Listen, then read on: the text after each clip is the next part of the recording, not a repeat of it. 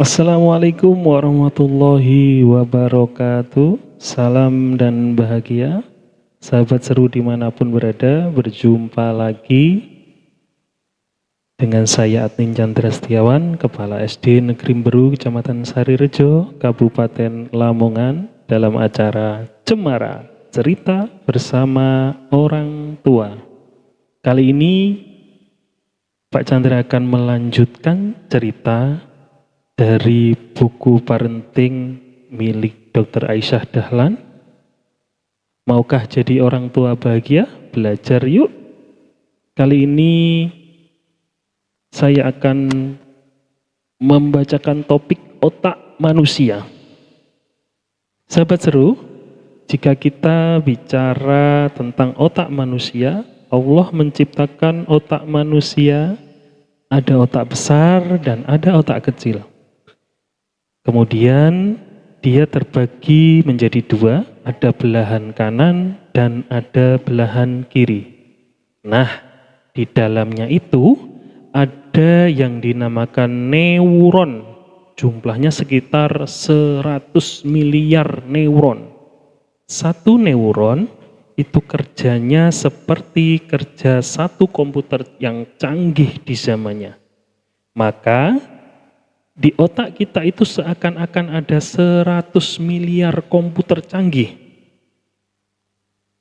Saya punya 100 miliar, ayah dan bunda punya 100 miliar, anak-anak kita pun punya 100 miliar komputer canggih yang ada di otaknya. Tapi ada kalimat tercanggih di zamannya. Itulah mengapa Sayyidina Ali bin Abi Thalib berkata, didiklah anakmu sesuai dengan zamannya, karena ilmuwan menemukan bahwa neuron sel otak anak-anak yang lahir semakin ke bawah itu semakin canggih. Canggih dalam hal apa? Sahabat seru, banyak. Salah satunya adalah dalam hal menyimpan data-data yang ada di neuronnya. Artinya apa? Kita pantang untuk menghina generasi anak-anak kita. Kita pantang untuk melabelinya dengan hal-hal yang buruk. Misalnya dibilang generasi micin, dibilang generasi galau, dibilang generasi rebahan atau yang lain-lain. Ini harus kita stop, tidak boleh mengatakan seperti itu. Mengapa? Karena otak mereka canggih, maka sebutlah mereka dengan generasi rebahan, generasi Qur'ani, itu jauh lebih mulia dan nanti akan terekam di otak mereka. Nah, 100 miliar neuron ini kemudian sambung menyambung karena ada kabel-kabelnya. Antar neuron ini akan sambung menyambung dan dia akan membentuk yang dinamakan satu koneksi. Membentuk apa? Yaitu membentuk memori dan membentuk ingatan. Kemudian memori apa atau ingatan apa, sahabat seru? Memori hal-hal yang kita ajarkan kepadanya. Memori pengetahuan, memori nasihat, dan juga memori peristiwa. Terjadi ikatan-ikatan di otak manusia. Berikut tampilan gambar otak manusia. Dilihat dari samping kiri. Kemudian di sebelahnya dilihat dari atas, ada belahan kanan dan ada belahan kiri. Kemudian di bawahnya ada lobus frontalis cortex dan di sampingnya ada prefrontal cortex. Yang paling bawah itu adalah neuron anatomi, ini gambarnya neuron yang ada di otak kita semua yang jumlahnya 100 miliar. Kemudian koneksi neuron di otak, ini seperti sengatan listrik ini gambarnya, sahabat seru. Kerja sistem saraf manusia bagaikan kabel listrik. Listrik yang berjalan ke seluruh tubuh membawa pesan dari otak dan indera manusia. Misalkan kita semua bertemu seseorang, kita berkenalan dengannya, maka kita terikat di memori kita. Kemudian di dalam otak, para ilmuwan ingin menguraikan kaitan antara otak dan perilaku fisik. Maka mereka mencari lagi sel-sel dalam otak yang 100 miliar tadi.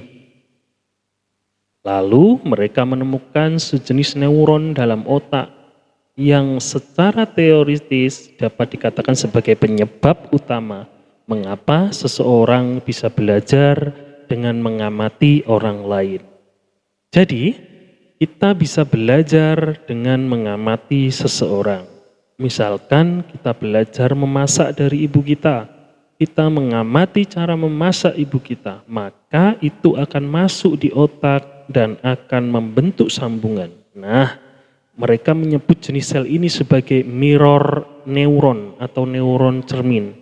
Dan neuron cermin ini terdapat kurang lebih 30% di otak manusia. Jadi dari 100 miliar itu ada 30% neuron cermin, yaitu neuron yang bisa membuat seseorang belajar dengan mengamati orang lain. Hanya dengan mengamati orang lain. Lalu di manakah posisi neuron cermin itu? Posisinya berada di bagian depan otak atau disebut dengan lobus frontalis. Dan di daerah prefrontal cortex berisi memori tentang apa yang kita pelajari, baik ilmu, nasihat, dan sebagainya. Ini semua ada di bagian paling depan otak, di belakang dahi kepala, sahabat seru sekalian. Kemudian dari otak ke badan ada yang namanya sistem saraf. Dia berjalan di tulang belakang, kabel-kabelnya. Dari tulang belakang, kabel-kabelnya jalan ke seluruh tubuh. Jadi sistem saraf ini kerjanya seperti kabel listrik. Maka apa yang dilihat, didengar, diucapkan, dan dirasakan itu akan berjalan lewat sistem saraf ke otak. Lalu akan membentuk ikatan-ikatan atau membentuk koneksi sehingga membentuk memori. Jadi apa yang ada di isi otak kita masing-masing, nanti pesannya jalan di badan, membentuk amalan atau membentuk perilaku kita masing-masing.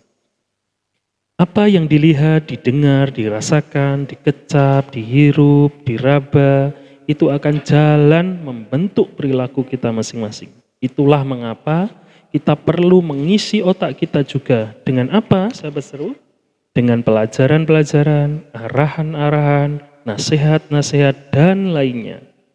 Begitu juga anak kita.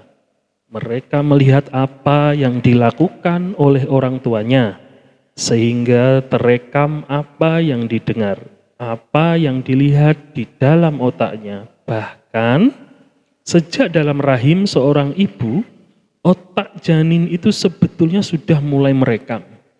Apa yang dimakan dan diminum oleh seorang ibu akan masuk lewat plasenta, masuk ke tali pusar, masuk ke umbilisus, masuk ke sel-sel dengan apa yang dimakan dan diminum. Akhirnya janin itu menjadi tumbuh. Itulah mengapa kita diminta untuk berhati-hati agar selalu memakan dan meminum yang halal dan thayyib. Apalagi bagi ibu yang hamil, karena dia memberikan makanan dan minuman bakal manusia yang ada di dalam rahimnya. Selain itu, apa yang diucapkan, dilihat, didengar, dan dilakukan ibu, itu juga akan masuk ke otak janin lewat sistem saraf. Pada otaknya sudah mulai terjadi sambungan. Maka perangai ibu yang dilakukan selama kurang lebih 10 bulan itu akan terekam juga. Sekarang memang era digital, maka apa-apa kita menggunakan digital. Sebenarnya itu tidaklah mengapa, karena gadget ini hanyalah media saja. Sebagaimana dahulu medianya adalah buku, surat, dan lainnya. Yang penting adalah apa yang ditonton, apa yang dilihat, apa yang dibaca, itu adalah hal-hal yang lebih banyak kebaikannya. Jadi bagi ibu hamil berhati-hatilah. Kalau melihatnya pada yang tidak baik, maka itu akan berpengaruh kepada si anak. Maka dari itu, amat diharapkan bagi ibu yang sedang hamil untuk membaca Al-Quran. Karena sejak di dalam rahim, janin itu sudah merekam bacaan Al-Quran yang dibaca dan didengar oleh ibunya. Kemudian dianjurkan juga mendengarkan kajian-kajian keislaman dan membaca buku-buku Islami seperti Sirah Rasul dan lainnya. Ini semua akan luar biasa. Lalu kita juga harus tahu, sahabat seru, ketika bayi sudah lahir, otaknya juga merekam. Bahkan neuron cerminnya sudah aktif bercermin pada contoh di depannya. Maka alangkah ruginya jika bayi yang telah lahir kemudian melihat orang tuanya berperilaku tidak baik. Hal ini amat disayangkan karena otak bayi itu sedang bagus-bagusnya dan belum banyak sambungan untuk hal-hal kehidupan yang lain. Harusnya kita mengajarkan tentang hal-hal yang real. Kita sering bicara dengan si bayi, sering kita perlihatkan wajah kita yang tersenyum, wajah ayahnya, wajah ibunya, suara ayahnya, suara ibunya. Semua terekam lewat mata dan telinga mereka. Pelukannya biar dia rasakan juga. Kemudian perkenalkan benda-benda di sekitarnya dengan real, bukan lewat gadget. Bahkan Asosiasi Pediatri se-Amerika yang mewakili internasional, mereka membuat peraturan bahwa anak yang baru lahir sampai berusia 2 tahun tolong sebisanya dijauhkan dengan gadget atau HP. Supaya apa, sahabat seru? Supaya otak yang nanti kita stimulasi ini jauh lebih banyak berkembangnya dan lebih real atau lebih nyata yang dia buat sambungan di otaknya. Artinya, jika kita ingin menunjukkan suatu benda, baiknya kita perlihatkan langsung benda itu kepadanya. Ini meja, ini gelas, itu lebih nyata daripada dia lihat di gambar atau gadget. Maka kemudian sangat penting sekali memberikan contoh teladan seperti membaca Al-Quran di depan si bayi. Berbicara yang santun dan tidak bertengkar di depan si bayi atau anak. Agar neuron cermin anak mereka perilaku baik dari orang tuanya. Neuron cermin akan merekam apa yang dia lihat. Maka oleh karena itu orang tua tolong hindari ketika bertengkar di hadapan anak. Memang kita lihat si anak ini masih kecil atau masih bayi, padahal otaknya merekam apa yang diucapkan dari ayah dan ibunya dan apa yang dilihat dari ayah dan ibunya. Karena itulah pantang pertengkaran atau perselisihan di depan anak. Suami istri jika ada hal penting yang ingin dibicarakan agak serius dan bisa mendatangkan perdebatan, lebih baik dibicarakan berdua saja, jangan di depan anak-anak. Mengapa? Karena anak merekam, si anak memang belum bisa ngomong, tapi dia merekam. Dan rekaman ini bisa mengganggu kehidupan seterusnya. Memori anak-anak ini karena dia masih murni otaknya, maka apa yang dilihat dari perilaku orang tuanya akan terekam dan akan mengganggunya. Makanya sekarang ada istilah masa kecil yang luka. Itu disebabkan pola pengasuhan yang salah. Mungkin orang tuanya tidak memarahi si anak, tapi orang tuanya sering bertengkar di depan anaknya. Inilah yang membuatnya luka. Apalagi yang memarahi anaknya. Oleh karena itulah, orang tua adalah panutan terbesar karena perilaku dan akhlak orang tua dilihat dan didengar serta diperhatikan oleh anak dan akan direkam di benaknya. Jadi orang tualah yang membentuk peradaban. Uswah kita tentu adalah Rasulullah SAW. Maka dari itu ceritakanlah tentang Nabi Muhammad kepada anak-anak kita, agar mereka bisa meneladani Nabi Muhammad SAW. Demikian sahabat seru dimanapun berada, bab 2 tentang otak manusia. Tema kita pada hari ini akan saya tutup dengan Kalimat dari Dr. Aisyah Dahlan, misalkan anak mengatakan kepada bundanya, "Bunda, aku capek. Bunda, aku bosan." Berarti batang otaknya sedang tegang. Emosinya juga tegang. Lalu apa yang anak inginkan jika dia capek dan bosan? Sebenarnya mereka hanya ingin meminta orang tua memahami bahwa dia sedang capek dan bosan.